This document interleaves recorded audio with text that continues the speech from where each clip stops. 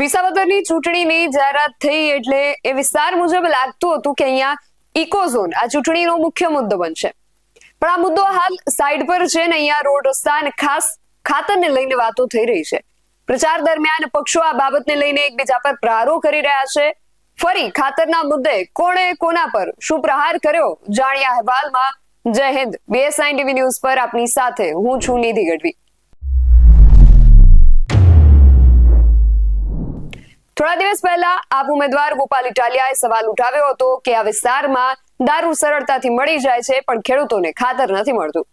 તો આવી ટીકા સામો પક્ષ સાંભળીને બેસી પણ ન રહે એટલે સામે પક્ષેથી જયેશ રાદડિયાએ પ્રચાર દરમિયાન ગોપાલ ઇટાલિયાની વાતનો જવાબ આપ્યો હતો. તેમણે શું જવાબ આપ્યો એ સાંભળીએ, પછી આગળ વાત કરીએ. ત્યારે હું હાજર હતો ત્યારે ચૂંટણી જાહેર થઈ ગઈ હતી. ખેડ પટેલ ઉમેદવાર જાહેર નહોતો થયો ત્યારે, અને ત્યારે ખેડૂતોની રજૂઆત આવી હતી કે ભાઈ ખાતરનો DAP નો પ્રશ્ન છે, ખાતર નથી મળતું. ત્યારે મને કેતભાઈ ને અમે ત્યારે બરોબર છે વજુભાઈ બધે લોકો ત્યારે હતા, વાત કરી હતી અમારી રેન્ક આવી ને રાજકોટની, ત્યાંથી ખાતરનો પ્રશ્ન મને કહેજો અમારી જવાબદારી છે.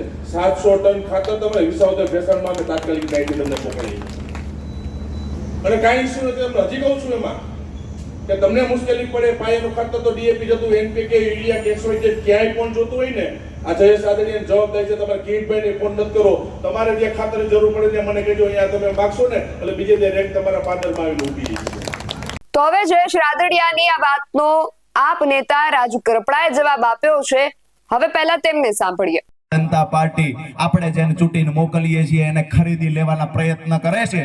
વારંવાર થયેલા પ્રયત્નોનું કાયમી ધોરણે પૂર્ણ વિરામ જો મૂકી દેવું હોય ને તો એક વખત ગોપાલ ઇટાલિયાને ચૂંટાઈને મોકલો. ગોપાલ ઇટાલિયા વિધાનસભામાં હશે એટલે દાવા સાથે કહું છું કે જે લોકો અત્યારે વાતો કરે છે કે અમે ખેડૂતોનો ક્યારેય ખોટું નથી કર્યું, અમે ખેડૂતોને લૂંટ્યા નથી, ખેડૂતોનો અમારા હાથે ખોટું થાય તો અમે ઝેર પી જઈએ કહીને મગરના આછું સારનારા ઉમેદવારને કહીએ છીએ તમારી કરોડો રૂપિયાની સંપત્તિ ક્યાંથી આવીને વિસાવદરના મતદારો સામે હિસાબ મૂકો. તમે પ્રમાણિક છો કે કેમ એ તમારું સોગંદનામું બતાવે છે. સોગંદનામાની અંદર તમે બતાવ્યું છે કે પતિ પત્નીની થઈને 28 કરોડ કરતા વધારેની સંપત્તિ છે. હજી ઓલી મોટર કારને આ બધું છુપાયું છે, કોણ જાણે કેટલી સંપત્તિ છુપાવી હશે.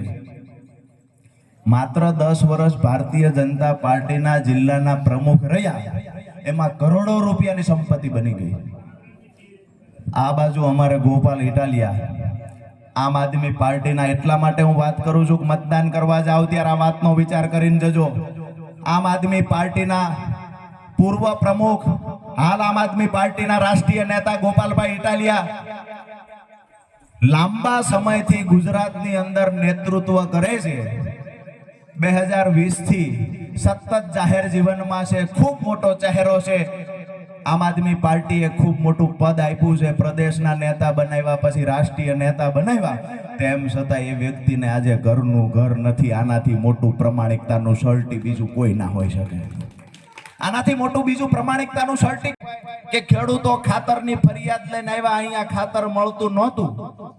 મેં એક ફોન કર્યો ને અડધી રેન્ક આવી ગઈ. ક્યાંય ખાતર ન મળતું હોય તો કહેજો, ક્યાં નથી મળતું મને સીધો ફોન કરજો. આવું પૂર્વ મંત્રી કહે છે. હંમેશા કહુઆવડની ઉજવણી કરવામાં સુપ્રસિદ્ધ થયેલી ભારતીય જનતા પાર્ટીને કોણ સમજાવે કે આઝાદીના 95 વર્ષ પછી જો ખાતરની જાહેરાતો કરવા આવવું પડતું હોય તો ડૂબી મરવું જોઈએ તમારે. અત્યારે તમે વાતો કરો છો કે ખાતર ના મળતું હોય તો કહેજો, પહેલા તો શરમ આવવી જોઈએ તમને બોલતા પહેલા કે આજે અમારો જગતનો બાપ દિવસે દિવસે દેવાદાર બનતો જાય છે. એની પાછળ જો કોઈ જવાબદાર હોય તો આ કૃષિ વિરોધી નીતિ ધરાવતી આ ભારતીય જનતા પાર્ટીની સરકાર જવાબદાર છે. ખેડૂતોની આવક બમણી કરવાની વાત હતી. અહીંયા ભારતીય જનતા પાર્ટીના ઉમેદવારના છેલ્લા 1 વર્ષમાં 5 ગણી આવક થઈ ગઈ. આવકની વાત હતી, ખેડૂતની ડબલ કરવાની. ભારતીય જનતા પાર્ટીના એક વ્યક્તિની આવકો વધતી જાય છે. દબંગાઈ કરવામાં માથાભારે પોતે સાપ ધરાવશે એવા ઉમેદવાર અહીંયા ગોપાલભાઈની સામે લડવા માટે ઉતાર્યા છે. દાદાગીરી કરવાની, દબંગાઈ કરવાની, ખેડૂતોને લૂંટીને જે પૈસા ભેગા કર્યા છે આ પૈસાથી ખેડૂતોને હજી દબાવવાના, મતદારોને દબાવવાના, બોગસ વોટિંગ કરવાના તમામ પ્રયત્નો આ ચૂંટણીમાં થવાના છે. પણ એક વાત ચોક્કસથી યાદ રાખજો, આ ચૂંટણી વિસાવદર વિધાનસભાની ચૂંટણી માત્ર વિસાવદરનું પરિણામ નથી નક્કી કરવાની. આ ચૂંટણી ભારતીય જનતા પાર્ટીને 2027માં ગુજરાતમાંથી ઉખાડી ફેંકવા માટેની ચૂંટણી છે. આ વાતને યાદ રાખીને મતદાન કરવા જજો. આ શું દર વખતની ઝંઝટ, જિલ્લા પંચાયત હારી ગયા, પાછા એ કે મારે વિધાનસભા લડવી છે, એટલે જિલ્લા પંચાયતમાં કોઈએ તમને સ્વીકાર્યા નથી અને પાછા વિધાનસભા લડવા માટે આવ્યા છે. મને તો એવું પણ જાણવા મળ્યું કે જિલ્લા પંચાયતમાં બેફામ પૈસા વેર્યા, નાસ્તા કરાવ્યા, ખવડાવ્યું, અને અમુક બાબત ગુજરાતમાં પ્રતિબંધ છે, રાતે વેચ્યું હોત. તેમ છતાંય પાછું રાતે વેચ્યું હોય તો મને અમુક ગામડા વાળાએ કીધું મને કે તી પછી 3 મહિના હાલ્યું ઓલા અમને, તોય ચૂંટણી હારી ગયા. અહીંયા અમે એક હવે આવ્યા છીએ તમને કે કરોડો રૂપિયા ભલે વાપરે, જિલ્લા પંચાયત હારીને ઘર ભેગા થયા, વિધાનસભા હારીને ઘર ભેગા થયા, હવે ત્રીજી વખત ટેસ્ટર અડાડવા આવ્યા છે. 2 છેડા ભેગા કરીને જે બ્લાસ્ટ થાય બ્લાસ્ટ કરવાનો છે અને કાયમી ધોરણે લખણ ખોટાને ઘરે મોકલી દેવાનો છે. તમારી તૈયારી છે? 2 હાથ ઊંચા કરીને મને જવાબ આપો, તૈયારી છે? અહીંયાથી એક વાત નક્કી કરીને અહીંયાથી ઊભું થવાનું છે આપણે. એમાં ખાસ કરીને મોટી સંખ્યામાં જ્યારે બહેનો ઉપસ્થિત છે ત્યારે મને પૂર્ણ ભરોસો છે કે અહીંયાથી આપણે નક્કી કરીને જઈશું કે આપણા આજુબાજુના ગામમાં આપણા સગાવાલા સંબંધી કોઈ પણ હોય, આપણે એને જઈને કહેવાનું છે કે પ્રવીણભાઈ રામ ઇકો ઝોનની લડાઈ લડે છે 2016થી, રાજુભાઈ કરપડા ખેડૂતો માટે 2017થી લડે છે. જ્યાં પણ બોલાવે, પછી કચ્છ હોય, રાજુલા હોય, પછી જુનાગઢ હોય, દ્વારકા હોય કે ઉત્તર ગુજરાત હોય, જ્યાં પણ બોલાવે ખેડૂતો, ત્યાં ખેડૂતોની પાસે લડવા જ ખેડૂતો માટે જઈએ છીએ. અને જ્યાં વળતર માત્ર 2.5-3 લાખ રૂપિયા વળતર આપતા એવા હળવદની અંદર અમે 22-25 લાખ રૂપિયા વળતર અપાયું છે ને, જાહેરમાં પણ લાઈવ વિડીયો છે ને કહી શકીએ છીએ. અમે કહી શકીએ છીએ કે જ્યારે ભાજપના નેતા નથી બોલ્યા ત્યારે ખેડૂતો માટે અમે બોલ્યા છીએ. માત્ર 3 લાખ રૂપિયા વળતર આપતા હતા ત્યારે 25 લાખ રૂપિયા વળતર અપાવવા માટેની લડાઈ લડ્યા છીએ. અને અમારા જગતના બાપને 25 લાખનું વળતર મળ્યું છે ને એની ખુશીના આહુડા જ્યારે અમે જોયા છે ને ત્યારે અંદરથી રાજીપો થયો છે કે અમારી લડાઈમાં અમારી પર કેસ થાય, જેલમાં પૂરી દે, પણ આ લડાઈ જે લડીએ છીએ ને એ લડાઈ પણ યોગ્ય દિશામાં છે. આજે અમે તમને કહેવા માટે આવ્યા છીએ કે ઇકોઝોનની લડાઈ 2016થી ભાઈ લડે છે, પ્રવીણભાઈ. 2017થી ખેડૂતો માટેની લડાઈ હું લડું છું. મેં આજ દિવસ સુધી ગુજરાતના ખેડૂતો પાસે ક્યારેય કાંઈ નથી માંગ્યું, ખેત મજૂરો પાસે નથી માંગ્યું, આજ દિવસ સુધી સામાન્ય પરિવારના લોકો પાસે નથી માંગ્યું. જ્યારે પણ કોઈનો ફોન આવે છે તો એમના માટે મદદરૂપ થવા માટે હર હંમેશા અમે ઊભા છીએ.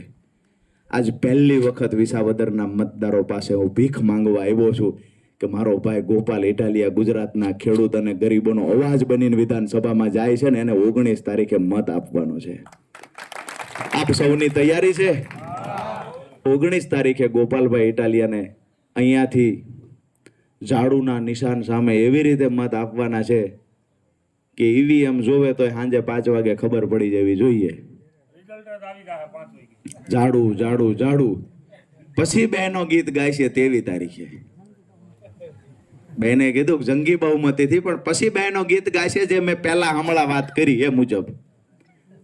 બરાબર છે? શેરી વળાવીને હાથ કરું, ગોપાલભાઈ ઘરે આવો, પછી બીજી લાઈન તે દિવસે ઉમેરી દેજો, હાવણો ફેરવીને કમળ સાફ કરું, ભાજપના નેતા ઘરે જાઓ. જેટલા આજુબાજુના ગામડાઓમાંથી, આજુબાજુની વિધાનસભાઓમાંથી ગોપાલભાઈ ઇટાલિયા લડે છે. આટલો સમય જાહેર જીવનમાં હોવા છતાંય એનું સોગંદનામું વાંચજો, એના નામે આજ પણ એક મોટરસાયકલ નથી, ઘરનું મકાન નથી. આનાથી મોટી પ્રમાણિકતાનું સર્ટી બીજું શું હોય?